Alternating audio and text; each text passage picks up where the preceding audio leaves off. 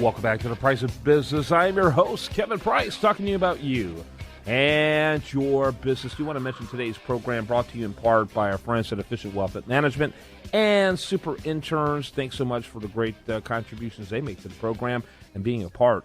Gene Urcan, he's our guest. He's with Breen Capital. And, I don't care what time of the year it is. There's either conversations about or actual mergers and acquisitions taking place. And we're going to spend a little bit of time with Gene talking about that. He's a senior managing director at Breen Capital. And welcome to the program. Thanks for having me. By the way, the website is Breen, BREAN Capital, CAPITAL.com. Gene, a little bit about your background, kind of the elevator speech about your company.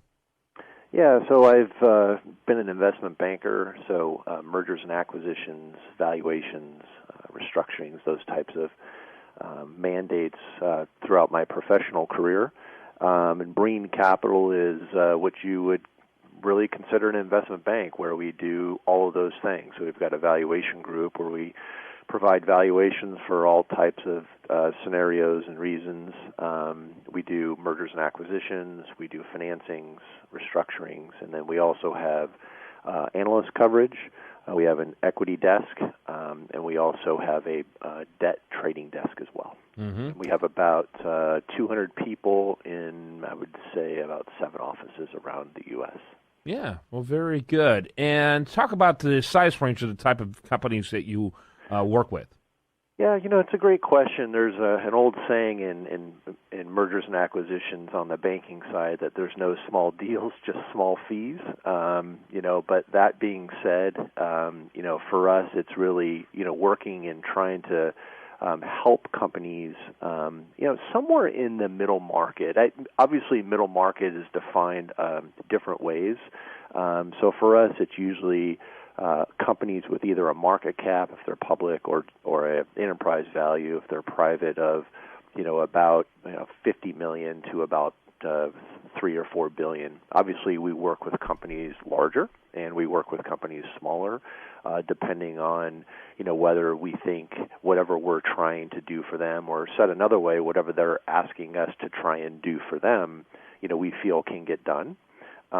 So we're pretty opportunistic in that point, in that sense. We're also very nimble, which is also great.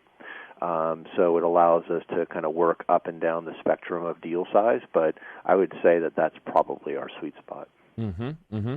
And by the way, where are you corporately located? What is your headquarters? New York. New York City. And how old is the company itself? Been around 40 years or so, 35, 40 years. Wow. Yeah, so you got some legs. yeah, been around a long time. So what's the environment out there in 2015? What has it been like 2015 as a year? It's interesting you ask, Kevin. I mean, I think it really varies firm by firm. I think there's definitely been, some busy bankers, and I think that there's been some slow ones. I think, from our perspective, I've kind of taken the approach that, in my opinion, you have investment banks all across the U.S.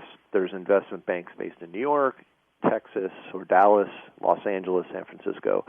And you've got big ones and you've got, smaller ones. And typically the smaller ones will focus on companies that are based in that region. So in Los Angeles, it can be, which is huge, it could be Southern California, or if it's, in Dallas, it's kind of the South, but, it's kind of generally around Texas.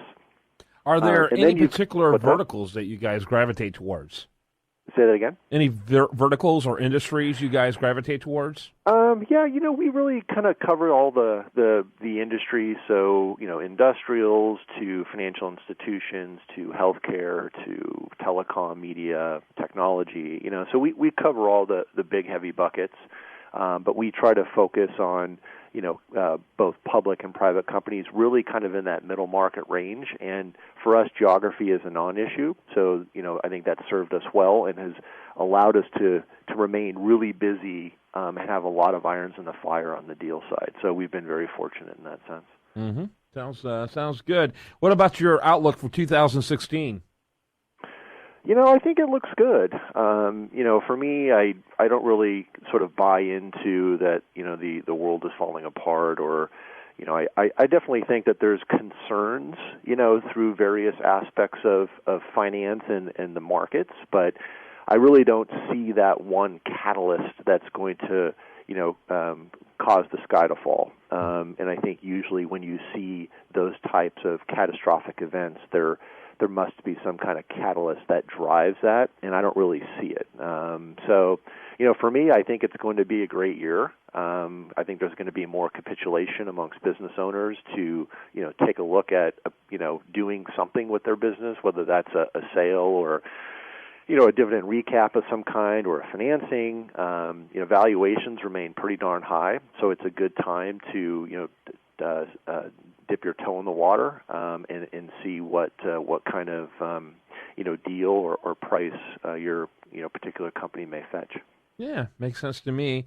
Gene Urcan, he's with Brean Capital, BREAN Capital.com. And any final thoughts before we wrap up the segment? And thanks for your time today.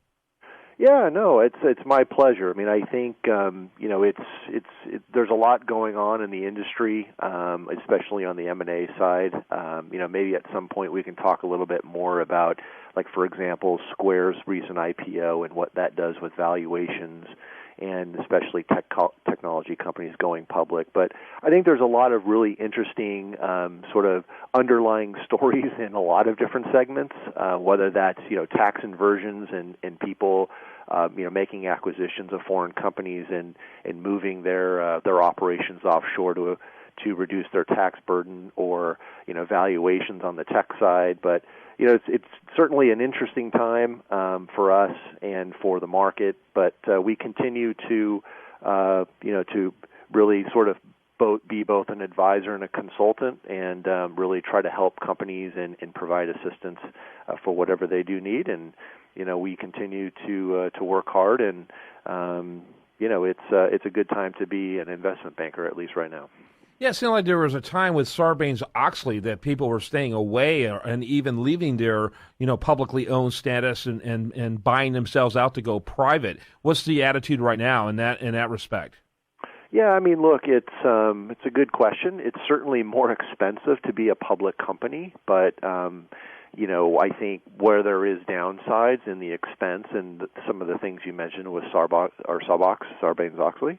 But, there's certainly a lot of benefits, right? And one of those that I'm sure, as you and most of your listeners know, it's, getting capital. And, a lot of companies go to the public markets to raise capital, and it could be for various reasons, but it's just, a lot of companies, especially tech companies, who are maybe unprofitable or, have received financing in the private markets, but now want to tap the public markets. And by being a public company, there are certainly benefits, especially as it relates to financing.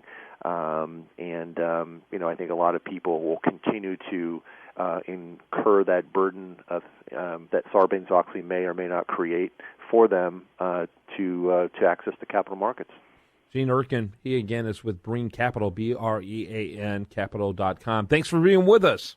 Yeah, my pleasure. It was. Thanks for having me on. You bet. All right, when we come back, we're going to have more for you. Do you want to remind you, best content here shows up over there at usdatareview.com, and this is The Price of Business.